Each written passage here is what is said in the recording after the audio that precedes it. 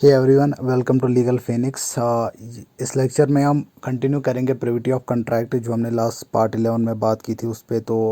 इस वाले लेक्चर में हम exception to privity of contract के बारे में बात करेंगे। तो जैसे मैंने आपको पहले बताया था, इंडिया में there was a massive divergence of opinion when it comes to enforcement of the contract by a stranger. तो कुछ विद द टाइम कुछ exceptions, few exceptions were carved out of this basic or general rule. तो वो towards the enforcement of the contract by the stranger, exceptions like beneficiary of the trust or any charge in his favor, someone who is stranger to the contract, या marriage settlement या partition या such other family arrangements being made by a person who is not a party to the contract but a stranger to the contract. Acknowledgement, estoppel or part payment. Another is assignment of a contract, and next last one जो है वो contract for agent की agent है। अब अगर हम इन exceptions को एलॉबरेटिवली बात करें और इसको डिस्कस करें, जहाँ तक बात है फर्स्ट एक्सेप्शन की, दैट्स बेनिफिशियरी ऑफ ट्रस्ट और any charge in his favour. यहाँ पे ये है कि जो बेनिफिशियरी होता है, मतलब जो फर्द में जो ट्रस्ट ओनर होता है या ट्रस्टी होता है, वो जो ट्रस्ट ओनर ट्रस्ट बनाता है, ये होता है हमेशा for the benefit of the beneficiary, जिसको ये ट्रस्ट के थ्रू कुछ मिलता है। और वो पर्सन अपार्ट फ्रॉम, मतलब यहाँ पे जो ट्रस्ट में जो कॉन्ट्रैक्ट की दो पार्टीज होती है, एक होता है ट्रस्ट ओनर, दूसरा होता है ट्रस्टी। लेकिन ये कॉन्ट्रैक्ट को एनफोर्स कराने के लिए यहाँ पे जो बेनिफिशियरी है, वो जो स्ट्रेंजर होता है, वो प्रोविजंस ऑफ द ट्रस्ट जो है वो एनफोर्स करा सकता है, दो he is the beneficiary of the contract. But still जो एक्सेप्शंस है, under the exceptions of privity of contract, एक बेनिफिशियरी जो है, अगर वो ट्रस्ट के ट्रस्ट का मतलब बेनिफिशियरी जो वो हमेशा स्ट्रेंजर ही होता है कॉन्ट्रैक्ट के लिए, as contract is between the trust owner and the trustee, but that beneficiary can enforce the provisions of the contract under this exception. For example, इसमें एक और ये भी बात है, अगर कोई चार्ज क्रिएट किया गया होगा from any specific property to a person who is stranger to the contract, to a person who is stranger to the contract, अगर उसके लिए जो है वो ये फॉर्म किया गया है, कॉन्ट्रैक्ट ये चार्ज बनाया गया है, सच पर्सन इवन दो जो वो स्ट्रेंजर होता है कॉन्ट्रैक्ट के लिए भी, बट वो जो स्ट्रेंजर है वो भी जो उसके लिए ये चार्ज क्रिएट किया गया, वो भी इस कॉन्ट्रैक्ट को एनफोर्स करा सकता है। इसके लिए केस लॉ है जिसका नाम है ख्वाजा मोहम्मद हुसैन केस लॉ है इसमें, जहां पे डिफेंडेंट ने प्रॉमिस किया होता है, इसके फैक्ट्स जो ये होता है, जो डिफेंडेंट होता है इस केस में, वो प्रॉमिस करता है अपने बेटे को, या मतलब जो प्लेंटिफ्स होते हैं, कि अगर आप शादी करोगे इस लड़की के साथ, इनको कह रहा है कि अगर आप उसमें शादी करोगे तो ये दोनों, जो इसका बेटा होता है और जो ये इसकी बहू होती है, ये दोनों माइनर्स होते हैं at the time of marriage. तो इनको इनके साथ एक एग्रीमेंट करता है कि अगर आप लोग मैरिज करोगे, शादी करोगे, तो आपके जो अलाउंसेस होंगे वो मैं पे करूंगा 500 रुपीज पर मंथ, ये डिफेंडेंट कहता है। लेकिन after certain period of a time, ये जो हस्बैंड वाइफ है ये सेपरेट रहते हैं, इनके आपस में कोई झगड़ा होता है, और ये जो इसकी जो बहू होती है, डॉटर इन लॉ जो होती है, वो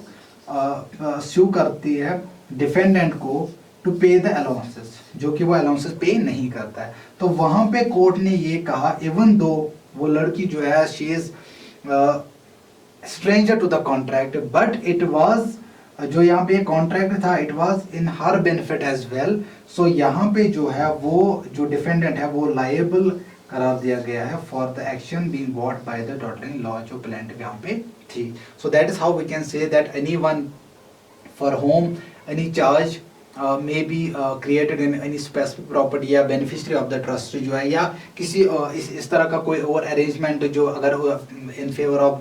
दैट पर्सन होगा, इवन दो दैट पर्सन जो है वो स्ट्रेंजर ऑफ द कॉन्ट्रैक्ट है, तो उस टाइम पे हम कह सकते हैं कि under the exceptions to the privity of contract वो पर्सन, वो स्ट्रेंजर भी जो है वो एनफोर्स करा सकता है कॉन्ट्रैक्ट को। अब सेकंड एक्सेप्शन की बात करें, that is marriage settlement, partition और अदर फैमिली मैरिज अरेंजमेंट्स। यहाँ पे अगर कोई मैरिज सेटलमेंट हो रहा है या पार्टीशन ऑफ द प्रॉपर्टी हो रहा है या इसी तरह का कोई और फैमिली अरेंजमेंट हो रहा है और उस फैमिली अरेंजमेंट या वो मैरिज सेटलमेंट जो मेरे फैमिली वाले कर रहे हैं उसमें कोई प्रोविजन बना रखा गया था या कोई ऐसी चीज रखी गई थी for the benefit of a person who is stranger to the contract. मतलब फैमिली में अगर फैमिली अरेंजमेंट हुआ regarding the marriage settlement of उनका जो बेटा है या बेटी के रिलेटेड कोई मैरिज सेटलमेंट हुआ उसमें जो चूंकि वो प्रोविजन उसके बेनिफिट के लिए है, तो यहाँ पे जो जिसके लिए जो ये फैमिली अरेंजमेंट हो रहा है या कोई ऐसा और जो अरेंजमेंट या मैरिज सेटलमेंट हो रहा है जिसके लिए ये हो रहा है, वो पर्सन इस एग्रीमेंट का फायदा उठा सकता है और वो इस एग्रीमेंट को एनफोर्स करा सकता है, though being as a stranger to the contract. But under the exceptions of the privity of the contract, ये जो मैरिज सेटलमेंट वाला एक्सेप्शन है या अदर फैमिली अरेंजमेंट्स वाला एक्सेप्शन जो है, ये इस एग्रीमेंट का फायदा वो उठा सकता है और इसको एनफोर्स भी करा सकता है। एक केस ला मैं आपको के थ्रू आपको समझाऊंगा, एक इलस्ट्रेशन भी आप एज एन इलस्ट्रेशन इसको ले सकते हो। फॉर एक केस ला है रोज फर्नांडिस का। यहाँ पे क्या है कि जो एक डिफेंडेंट होता है वो एग्रीमेंट करता है या प्रॉमिस करता है विद द प्लेंटिव्स फादर। ये जो प्लेंटिव होता है ये गर्ल होती है, defendant being a boy father के साथ एक मैरिज सेटलमेंट करता है, एग्रीमेंट करता है दैट आई विल, ये जो डिफेंडेंट होता है ये कहता है इसके फादर के साथ प्रॉमिस करता है कि that he will marry his daughter, that is plaintiff here. लेकिन आफ्टर सम टाइम ये जो बॉय है he doesn't marry to his daughter. So daughter लेकिन यहाँ पे स्ट्रेंजर टू द एग्रीमेंट है, क्योंकि एग्रीमेंट डॉटर के फादर ने और इसके ये लड़के ने किया जो डिफेंडेंट है। But since this marriage settlement और this agreement was for the plaintiff, was for the daughter of the plaintiff, so इसका एग्रीमेंट, इस एग्रीमेंट का फायदा ये उठा सकती है, she can enforce such contract. तो being the stranger to the contract but under the exceptions of privity of contract she can enforce this contract। और अब यहाँ पे अगर हम थर्ड एक्सेप्शन की बात करें, इसका मतलब ये है कि अगर यहाँ पे प्रोमिसर जो है वो इधर बाय हिज कंडक्ट और बाय एक्नॉलेजमेंट और एडमिशन और बाय पार्ट पेमेंट, मतलब उसको जो पेमेंट करनी होती है उस इंस्टॉलमेंट्स में वो एक पार्ट देता है, और बाय एस्ट्रॉपल और बाय एक्नॉलेजमेंट या बाय एडमिशन, अगर वो प्रोमिसर क्रिएट करता है प्रिविटी ऑफ कॉन्ट्रैक्ट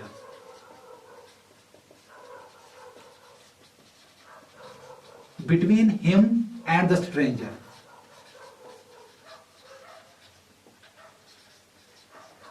वहां पे जो स्ट्रेंजर होता है ही और शी कैन सू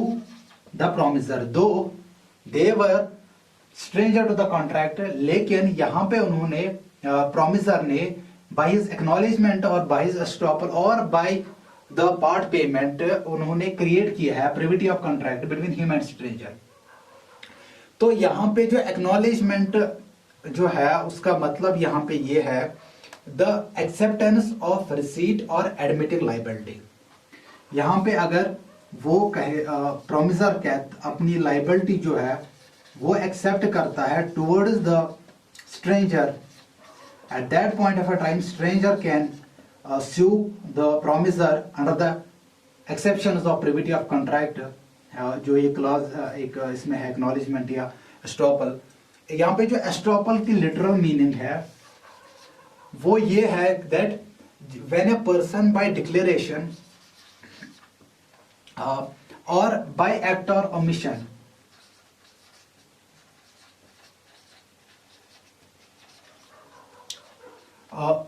वो इंड्यूस करता है या दूसरे पर्सन को ये बिलीव कराता है टुवर्ड्स अ थिंग, किसी चीज पे उसको बिलीव कराता है या इंड्यूस कराता है, देन जो प्रोमिसर है he can not deny that, he is bound by estoppel. वहां पे जो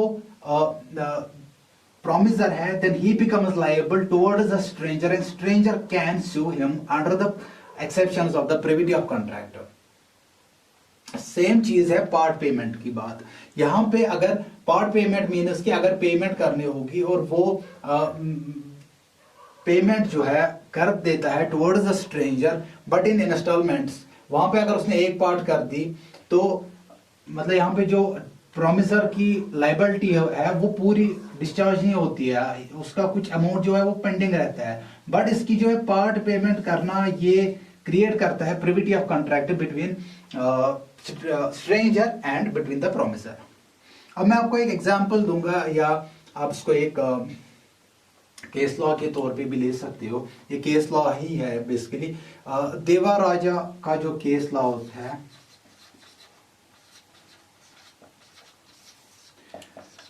इसमें ये है कि ए फॉर एग्जांपल ए जो है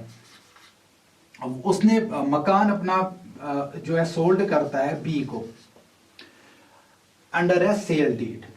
जो रजिस्टर्ड होती है, बट यहां पे ये होता है ए अपना मकान देता है बी को, से फॉर एग्जांपल 30, बी को पे करने होते हैं 30 लाख टुवर्ड्स ए, लेकिन ए यहां पे ये कह रहा है बी को कि आप जो ये पैसे है ये आप सी को दे देना जो मेरा क्रेडिटर है, ये आप उसको दे देना। तो बी क्या करता है, बी जो है वो सी को पैसे देता है बट पूरे नहीं देता है, ये उसको से फॉर एग्जांपल 15 लाख दे रहा है एक पे instalment,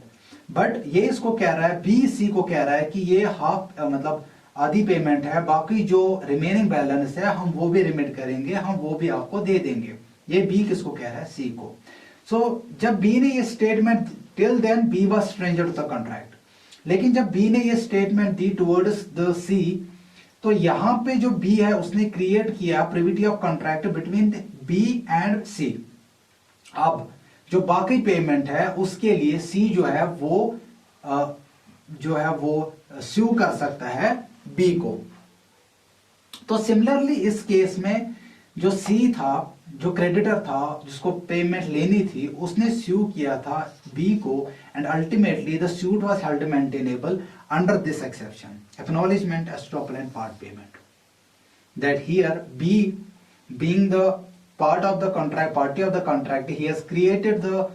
privity of the contract between him and the stranger. So यहाँ पे ये एक और एक्सेप्शन है privity of contract। अब बात करेंगे असाइनमेंट ऑफ कॉन्ट्रैक्ट की। असाइनमेंट ऑफ कॉन्ट्रैक्ट में ये है कि फॉर एग्जांपल कॉन्ट्रैक्ट हुआ है बिटवीन प्रोमिसर एंड प्रोमिसी, तो दो पार्टीज है, लेकिन असाइनमेंट ऑफ कॉन्ट्रैक्ट में क्या होता है, ये जो असाइनर होता है, प्रोमिसर होता है, इसको कोई चीज डिलीवर करनी होती है, ये एक और पार्टी असाइनी होती है। यहां पे क्या होता है, जो असाइनर होता है प्रोमिसर, ये प्रोडक्ट डिलीवर कर देता है, बट यहां पे एक थर्ड पार्टी आ जाती है एज ए असाइनी। मतलब जो ट्रांसफर ऑफ द प्रॉपर्टी या जो ट्रांसफर ऑफ द गुड्स या प्रोडक्ट्स यहाँ पे होता है, वो ये प्रोमिसी को नहीं होता है, यहाँ पे प्रोमिसी रिप्लेस हो जाती है विद थर्ड पार्टी जो स्ट्रेंजर टू द कॉन्ट्रैक्ट होता है, बट प्रॉपर्टी जो है या प्रोडक्ट जो है वो उसको डिलीवर हो जाते हैं, लेकिन जो कॉन्ट्रैक्ट के टर्म्स एंड कंडीशंस होती है वो सेम रहती है, खाली यहाँ पे असाइनी चेंज होता है। ये प्रोमिसी की जगह कोई और थर्ड पार्टी जो है वो ये गुड्स जो है वो रिसीव कर लेते हैं, और यहाँ पे स्ट्रेंजर और प्रोमिसर के बीच में भी फिर प्रिविटी ऑफ कॉन्ट्रैक्ट जो है वो हो जाता है, और ये जो स्ट्रेंजर थर्ड पार्टी जो असाइनी बन जाती है, फिर एक्चुअल असाइनी, वो फिर कॉन्ट्रैक्ट को जो है वो एनफोर्स करा सकती है। अब बात है इसको पहले मैं एक एग्जाम्पल दूंगा। फॉर एग्जाम्पल ए और बी के बीच एग्रीमेंट हुआ है, ए बी को कह रहा है कि मैं आपको जैकेट्स जो है वो डिलीवर कर दूंगा for certain amount of rupees, लेकिन अब किसको बी, यहाँ पे असाइनी कौन है, बी, क्योंकि बी को ही जैकेट्स लेने, और ए क्या है, असाइनर, लेकिन ए और बी के बीच एग्रीमेंट हुआ है। अब सी जो है बी जो है वो ए को बोल रहा है कि आप मेरी जगह ये जैकेट जो है वो सी को डिलीवर कर दो। सो यहाँ पे पार्टी असाइनी चेंज हुआ है, बी की जगह सी असाइनी है, वो डिलीवर गुड्स को जो है वो रिसीव करेगा। तो यहाँ पे दो पार्टी चेंज हुई, लेकिन जो terms of contract, terms and conditions of the contract है वो सेम रहेंगे, बस ये चेंज हुआ, that is the acts as an exception to the privity of the contract. अब बात है, इसको मैं पहले मैं एक एग्जांपल दूंगा। फॉर एग्जांपल ए और बी के बीच एग्रीमेंट हुआ है, ए बी को कह रहा है कि मैं आपको जैकेट्स जो है वो डिलीवर कर दूंगा for certain amount of rupees, लेकिन अब किसको बी, यहाँ पे असाइनी कौन है, बी, क्योंकि बी को ही जैकेट्स लेने, और ए क्या है, असाइनर, लेकिन ए और बी के बीच एग्रीमेंट हुआ है। अब सी जो है अब जो इसका लास्ट वाला एक्सेप्शन है that is contract through agent. एक जो प्रिंसिपल होता है वो अपॉइंट करता है अपने एक एजेंट को to act on his behalf, to enter into a contract on his behalf. तो यहाँ पे एजेंट को एज अंडर द एजेंसी, ये एजेंट होता है, उसके पास ये राइट होता है to enter into a contract, उसके पास अथॉरिटी होती है on behalf of the principal. तो यहां पे फॉर एग्जांपल एजेंट और किसी और पार्टी के बीच कॉन्ट्रैक्ट हुआ है, तो यहां पे जो कॉन्ट्रैक्ट की पार्टीज है वो ये एजेंट है और ये पार्टी है। लेकिन कॉन्ट्रैक्ट थ्रू एजेंट में ये जो an exception has been carved out of privity of contract, यहां पे principal though being a stranger to the contract ये एनफोर्स कर सकता है कॉन्ट्रैक्ट को, though he is the stranger to the contract, but it has been made as an exception to the privity of the contract. So this was basically all about privity of the contract and exceptions to the contract. इंशाल्लाह next video में हम बात करेंगे, आप आ जाएंगे contract with the minor पे, उसके क्या इम्प्लीकेशंस होती है या क्या कॉन्सिक्वेंसेस होते हैं उसके, प्रिविटी माइनर बेसिकली के साथ कॉन्ट्रैक्ट कैसे होना चाहिए या नहीं होना चाहिए, उसके क्या इम्प्लीकेशंस है, वो हम नेक्स्ट वीडियो में बात करेंगे। Till then goodbye and kindly do subscribe our channel.